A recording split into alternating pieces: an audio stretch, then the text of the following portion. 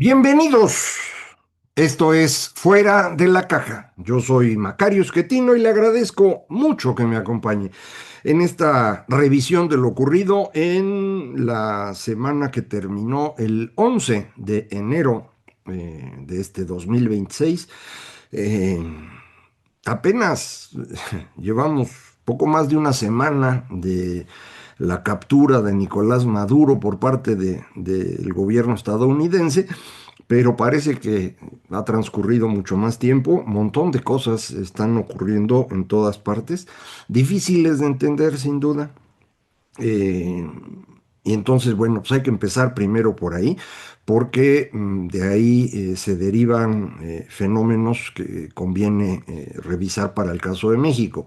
Entonces, primero, a final de cuentas, el gobierno estadounidense le da un visto bueno a la señora Delcy Rodríguez para que ocupe el lugar de Maduro, siguiendo el proceso de la ley venezolana. Hasta donde yo entiendo, ella era la sucesora en caso de que Maduro no pudiera terminar su periodo y la corte de ese país así lo decidió. Y bueno, pues imagino que lo hizo a cambio de cumplirle muchas cosas al gobierno de Estados Unidos, a Donald Trump. Y entre estas cosas está el alejarse de los países enemigos de Estados Unidos que estaban utilizando a Venezuela como plataforma para estar presentes aquí en América. Esto significa Rusia, China e Irán, esencialmente, pero también Cuba. El segundo tema tendría que ver con la liberación de los presos políticos y en estos dos asuntos la cosa no está tan clara como parecería. Por un lado, los médicos cubanos fueron retirados de Venezuela, se dejó de exportar petróleo a Cuba y todo esto, insisto, por presión de Estados Unidos. Y también iban a liberar a los presos políticos, pero ahí se empezó a complicar todo. Resulta que la señora Delcy puede ser nombrada presidenta de la República Bolivariana de Venezuela, pero eso no significa que tenga el poder. Y al menos el poder de las armas no lo tiene ella, lo tiene Diosdado Cabello, que es el personaje oscuro de Venezuela, el poder detrás de Maduro, la persona que yo pensaba cuando murió Chávez, que sería el sucesor. Sin embargo, los cubanos lograron imponer a Maduro. Acuérdese usted que Chávez se murió en Cuba, lo tuvieron, pues yo creo que refrigerado unos días en lo que lograron amarrar a Maduro como sucesor, porque a través de él podían seguir haciendo lo que estaban haciendo y corrían menos riesgos que con Cabello, con Diosdado. Eh, Ahora intentan Estados Unidos hacer algo similar con la señora Delcy, pero Diosdado no se deja. Entonces salieron unos cuantos presos políticos y otra vez desapareció el tema. Los han movido de unas cárceles a otras, no aparecen. Ahora anunciaron hoy lunes que estaban liberando a otros más, ¿no? Queda claro.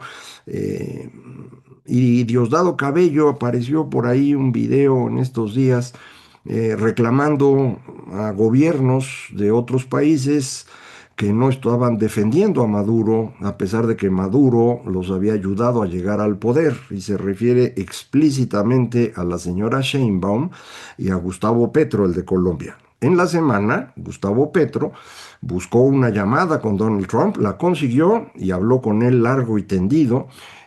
Trump dijo que había sido una llamada monumental y fabulosa, lo cual significa que Petro se allanó por completo e hizo bien. Creo que estaba jugando con fuego.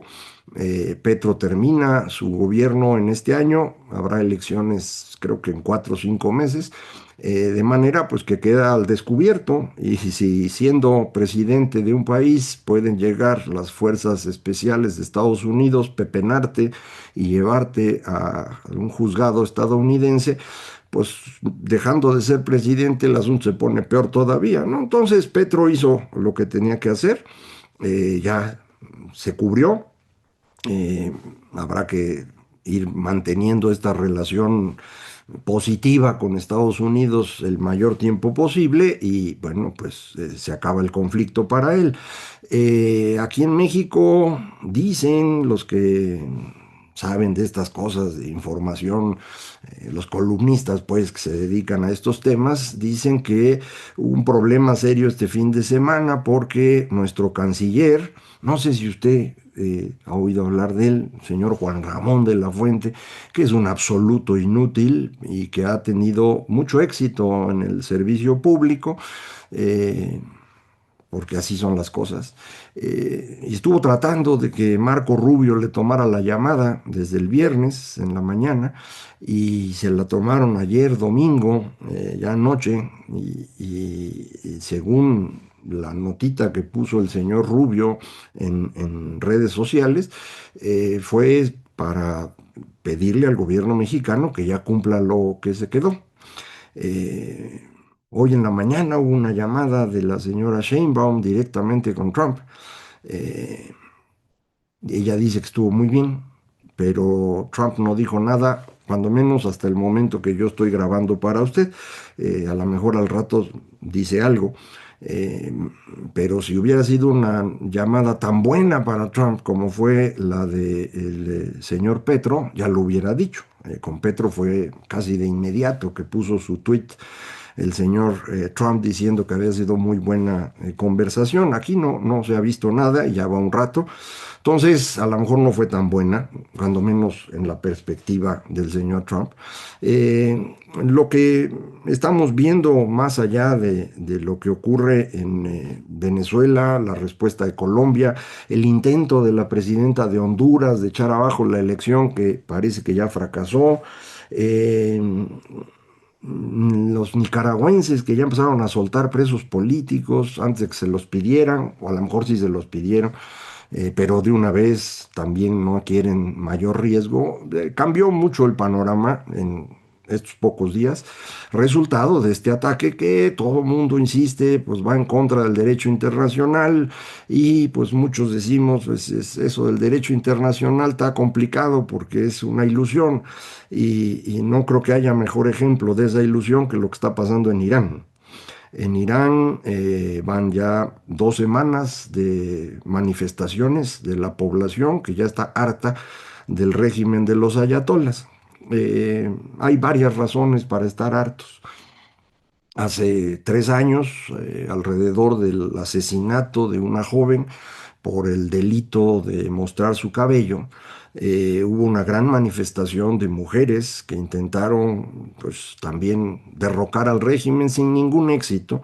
Eh, no alcanzó con esa presión. Había ocurrido en ocasiones anteriores también grandes manifestaciones que no se logran sostener en el tiempo.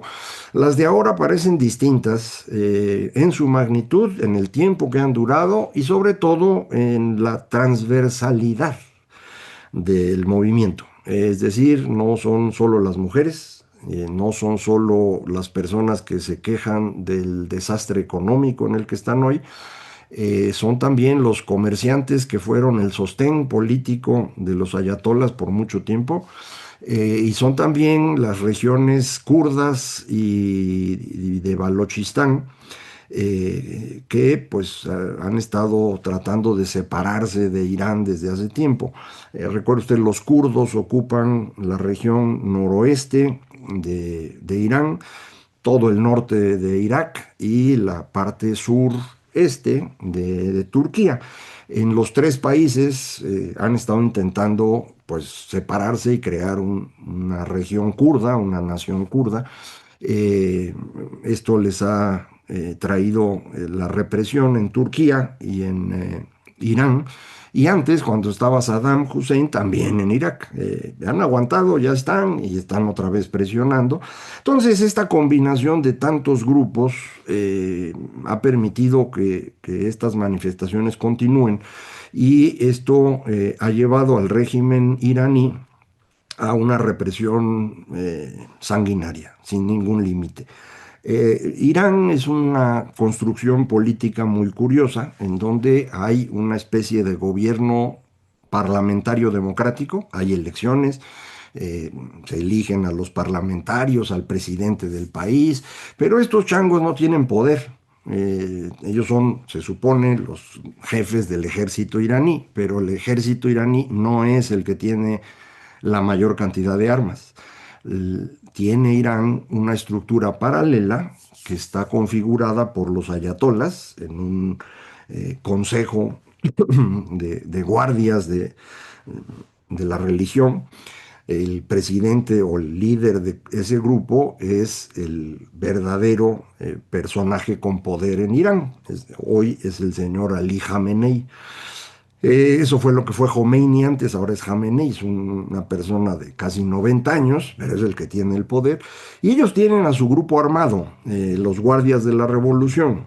Y estos guardias de la revolución eh, no solo son los que tienen más armas, son los que controlan los negocios, el petróleo, el turismo, y esto los hace inmunes a una rebelión interna.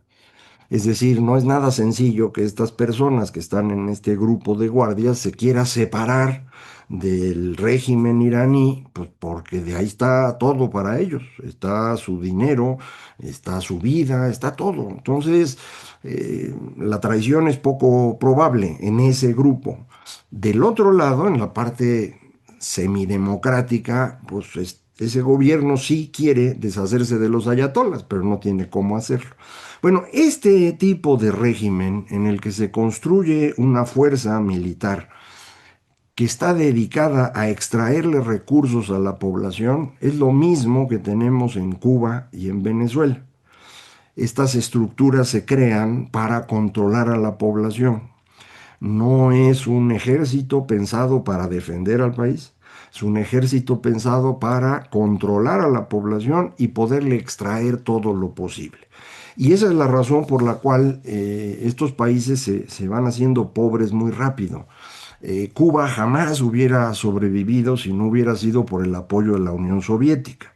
Cuando esto se viene abajo, se van a extraerle dinero a los venezolanos, ya lo platicamos la vez pasada, y lo logran de manera muy eficiente a partir de 2003, cuando Fidel intercambia con Chávez control militar, personal de inteligencia cubanos para cuidar al régimen, para cuidar a Chávez, a cambio de petróleo y recursos. Y con eso Cuba vuelve a sobrevivir bastante bien, mientras Venezuela se va a la miseria.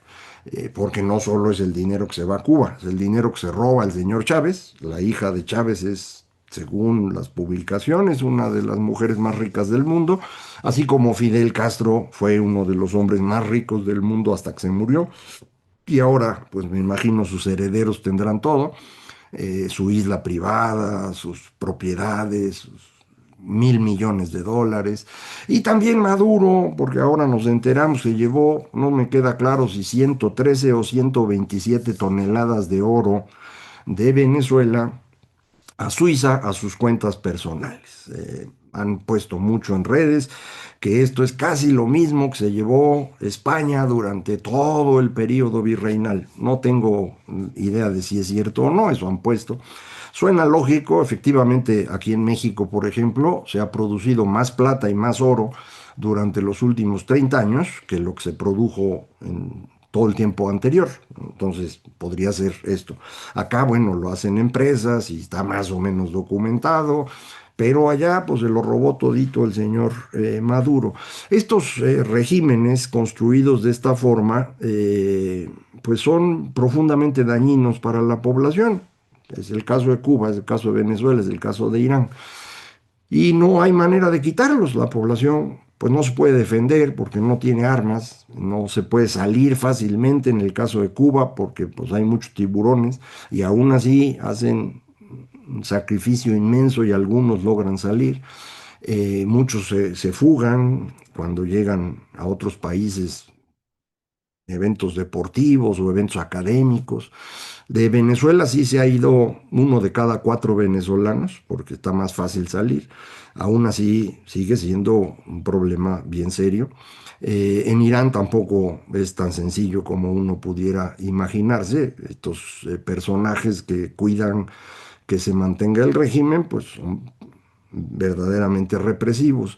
Y en estos fin de semana, probablemente en las 2 semanas, pero sobre todo este fin de semana, aparentemente han matado a ya miles de personas. La estimación más baja que he visto es de arriba de 500, pero varios que tienen relaciones con Irán y que ponen sus comentarios en redes sociales, iraníes que están viviendo fuera, afirman que son ya varios miles, no lo dudaría.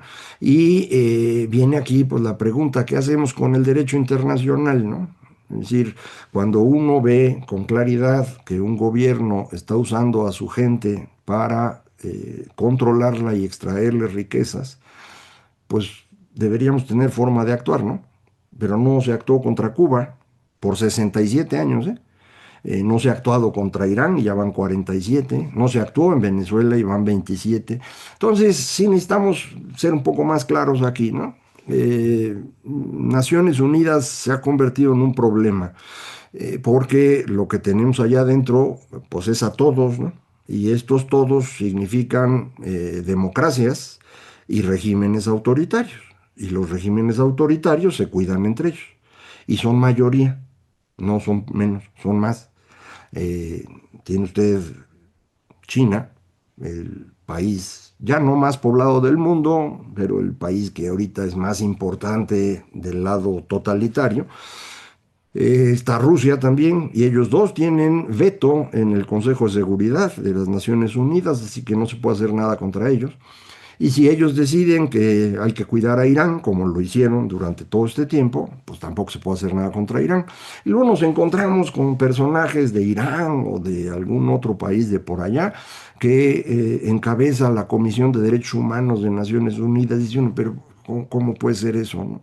Entonces, también hay que empezar a hablar seriamente de qué hacemos con Naciones Unidas. O más claramente, tendríamos que empezar a platicar si se puede encontrar una forma en la que los países deberían funcionar. Recuerde usted que eso de la democracia, el Estado de Derecho, la idea de que todos los seres humanos somos iguales y tenemos derecho a la libertad, eso es nada más occidental, ¿eh? Ese es un invento que hicimos en Europa y se extendió a los países que fueron colonizados por europeos, caso de toda América Latina, el caso sin duda de los países que son europeos fuera de Europa, Estados Unidos, Canadá, Australia, Nueva Zelanda, es el caso de Israel, pero fuera de eso los demás no son así. Ellos han mantenido estas estructuras sociales mucho más antiguas, yo diría casi naturales para la forma como funcionamos los seres humanos en nuestra historia, en donde las estructuras están configuradas alrededor de familias, familias extendidas, clanes, y estos grupos son los que resuelven los problemas. Entonces usted no es un individuo, es parte de una familia extendida, un clan, y así se va a operar sobre usted. Si dentro de ese clan alguien comete un delito en contra de otro clan, la solución es entre clanes. Esto es más o menos lo mismo que teníamos en el código de Hammurabi, del que todo el mundo se burla ahora de ojo por ojo y diente por diente, y que eso es una cosa espantosa. Bueno, para cuando se hizo era un avance extraordinario contra lo anterior. Pero, pues eso para quienes hemos aprendido a vivir en la idea de que todos somos iguales y todos debemos ser libres, pues sí es repugnante. Y eso es lo que tenemos en la mayor parte del mundo hoy, en términos geográficos y en términos de población. Eh, Eso lo fuimos aquí más o menos administrando por mucho tiempo. Durante el siglo XIX, Reino Unido controlaba los mares del mundo, era el país más poderoso y dijo, así van a ser las cosas y todo el mundo se subordinó. Después de la Segunda Guerra Mundial, quien ocupa ese lugar es Estados Unidos y más o menos mantuvo. el control de esta situación. Lo hizo a cambio de cederle a la Unión Soviética el control sobre Europa del Este y uno que otro lugar que iba pepenando la Unión Soviética, que si Cuba por acá, que si Vietnam por allá, unos poquitos países africanos, de eso era lo suyo, ¿no? Y pues se equilibraban entre los dos, yo no me meto en tu lugar, tú no te metes en el mío, aun cuando todo este tiempo tuvimos estas fricciones continuas, que aquí le llamábamos movimientos revolucionarios, y no eran otra cosa que el intento de la Unión Soviética de entrar en la esfera estadounidense. Entonces, esto se viene abajo. Y vivimos en la ficción de que esto se podría administrar cuando la Unión Soviética cae, simplemente bajo el control estadounidense. No dio. Tal vez el gran error haya sido la inclusión de China en la Organización Mundial de Comercio. Fue una idea del gobierno de George Bush que pensó que al entrar China a la Organización Mundial de Comercio y seguir las reglas del comercio internacional, poco a poco se iría democratizando. Es una idea muy curiosa que viene de una escuela de relaciones internacionales, la teoría de la modernización, de que una vez que un país empieza a modernizarse, naturalmente se va a hacer democrático. Pues eso no es así, no tiene que ver, porque otra vez lo que ya he dicho un montón de veces y lo seguiré haciendo, el tema económico no es el que determina la forma de pensar de las personas, perdón porque suene redundante. No es así. Entonces, usted puede hacer ricos a los chinos y no se van a volver democráticos. Y eso más o menos ocurrió. No es que sean ricos, acuérdense, el ingreso por habitante en China anda rondando el de México. Lo mismo que el de Rusia, ¿no? No son tan distintos, ¿eh? Entonces, pues con eso no alcanza para ser una potencia mundial. El caso de Rusia, esto es clarísimo, no pudieron ya con Ucrania, no pueden sostenerse, pero ahorita platico más sobre esto. Y en el caso de China, la idea de que esto iba a llevar a la democratización tampoco funcionó. Y lo que sí ha generado es que China entra a la OMC, no cumple las reglas, se dedica a invadir mercados y va destruyendo las capacidades de manufactura de buena parte del planeta, vendiendo por abajo de costo, es decir, haciendo dumping. Eh, los dejaron hacer eso. Cuando viene la gran recesión 2008-2009, para China, esto fue un problemón porque ellos invertían mucho y lo que se producía lo exportaban. La gran recesión cierra los mercados por un par de años y entonces China tendría que haber empezado a venderse hacia adentro, es decir, a consumir más. No lo hicieron. Prefirieron seguir el camino que traían, pero al doble de velocidad, mucha más inversión. Porque la gran preocupación para el gobierno chino es que la gente esté contenta. Vea la diferencia con los otros regímenes a los que me refería yo. O sea, no todos los regímenes que la gente llama de izquierda son iguales.